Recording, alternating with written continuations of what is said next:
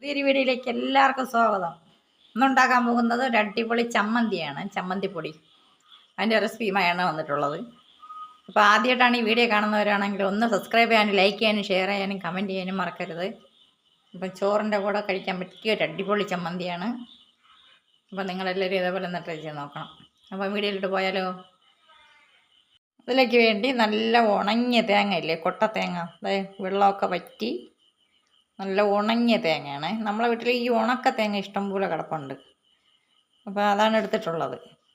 അപ്പോൾ അതിനെ ഇന്ന് നമുക്കൊരു മിക്സിയിലിട്ട് അടിച്ചെടുത്തിട്ട് വരാം. ഇതിൻ്റെ പുറന്തോടൊക്കെ ഒന്ന് കളഞ്ഞിട്ട്. ഇപ്പം പുറന്തോടെല്ലാം ഇതേപോലെ കളഞ്ഞെടുത്തിട്ടുണ്ട്. ഇനി മിക്സിയിൽ അടിച്ചെടുത്തിട്ട് വരാം.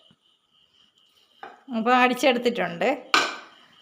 അപ്പോൾ എല്ലാം ഒരേപോലെ കിട്ടും. ഇതേപോലെ ചെറുതായിട്ട് പെട്ടെന്ന് മൂത്ത് കിട്ടും. ഇനി വേണ്ടത് 2 കൊത്ത് കറിവേപ്പില, ഇനി 4-5 മുളക് എടുത്തിട്ടുണ്ട്. 5 മുളക്, 2 ടേബിൾ സ്പൂൺ ഉഴുന്നെടുത്തിട്ടുണ്ട്.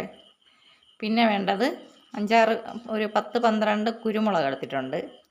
പിന്നെ ഇത്രയും കായം എടുത്തിട്ടുണ്ട്. കട്ടക്കായമാണ് ഞാൻ എടുത്തിട്ടുള്ളത്, ഇഞ്ചിയുടെ. ഇതെല്ലാം കൂടെ നമുക്കൊന്ന് വറുക്കാം. സ്റ്റവ് കത്തിച്ച് ഒരു പാൻ വെച്ച് കൊടുത്തിട്ടുണ്ട്. ഉഴുന്നും കുരുമുളകും കൂടെ ഇതിലാദ്യം ഇട്ട് കൊടുക്കുക. അതിലോട്ട് ചെറുതായിട്ടൊന്ന് ചുവന്ന് വരുമ്പോഴേക്കും നമുക്ക് തേങ്ങ ഇട്ട് കൊടുക്കാം. ഞാൻ 2 ടേബിൾ സ്പൂണാണ് എടുത്തിട്ടുള്ളത് ഉഴുന്ന്. അപ്പം ലൈറ്റായിട്ടൊന്ന് ചുവന്ന് തുടങ്ങിയിട്ടുണ്ട്. ഇത്രയും മതിയാവും, അല്ലെങ്കിൽ ഇത് മൊത്തം കരിഞ്ഞു പോകും ഉഴുന്ന്. അപ്പം തേങ്ങയും മുളകും കറിവേപ്പിലയും കൂടെ ഇട്ടിട്ടുള്ളത് ഇതിലോട്ടിട്ട് കൊടുക്കാം.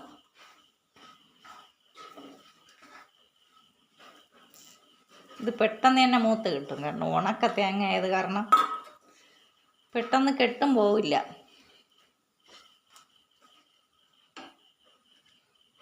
ഇനി ഇത്രയും പുളിയും കൂടി എടുത്തിട്ടുണ്ട്. വാളം പുളിയാണ്, അതും കൂടി ഇതിലിട്ടിട്ട് കൊടുക്കാം. ഞാൻ 1.5 മുറി തേങ്ങയാണ് എടുത്തിട്ടുള്ളത് കേട്ടോ. 1 മുറിയാകുമ്പം തീരെ ചെറുതായി പോവും. അപ്പം 1.5 മുറി എടുത്തപ്പോഴേക്കും കുറച്ച് കൂടുതൽ കിട്ടിയിട്ടുണ്ട്. ഇനി ആവശ്യത്തിനുള്ള ഉപ്പ് ഇട്ട് കൊടുക്കാം. ഞാൻ കല്ലുപ്പാണ് ഇടുന്നത്. കുറവാണെന്നുണ്ടെങ്കിൽ പിന്നീട് ഇട്ട് കൊടുക്കാം. ചിരട്ടത്തവിയാണ് നല്ലത് കേട്ടോ. ആ കരണ്ടി ശരിയല്ല ഇതിലോട്ട് വറുക്കാൻ. ഇതാകുമ്പം നമുക്ക് കറക്റ്റായിട്ട് വറുത്തെടുക്കാൻ പറ്റും.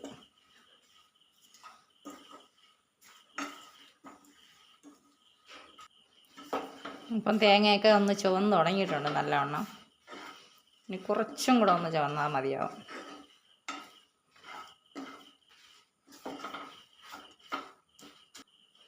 അപ്പോൾ ഇത്രയും മതിയാവും. നമുക്കൊരു പാത്രത്തിലോട്ട് മാറ്റാം, ഇല്ലെങ്കിൽ ഇതിലോട്ട് വെച്ചിരുന്നാൽ കരിഞ്ഞു പോകും. തണുത്തതിന് ശേഷം നമുക്കൊന്ന് പൊടിച്ചെടുക്കണം.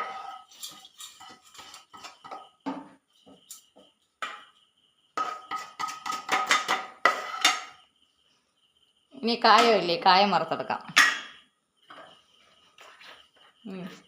വളരെ കുറച്ച് നല്ലെണ്ണ ഒഴിച്ചു കൊടുക്കാം.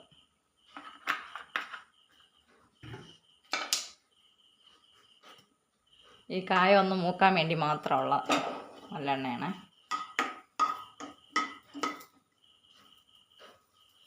ഇപ്പോൾ കായം വറുത്തെടുത്തിട്ടുണ്ട്, അത് ഇതിലിട്ടിട്ട് കൊടുക്കാം. തണുത്തതിന് ശേഷം പൊടിച്ചെടുക്കാം. അപ്പോൾ പൊടിച്ചെടുത്തിട്ടുണ്ട്.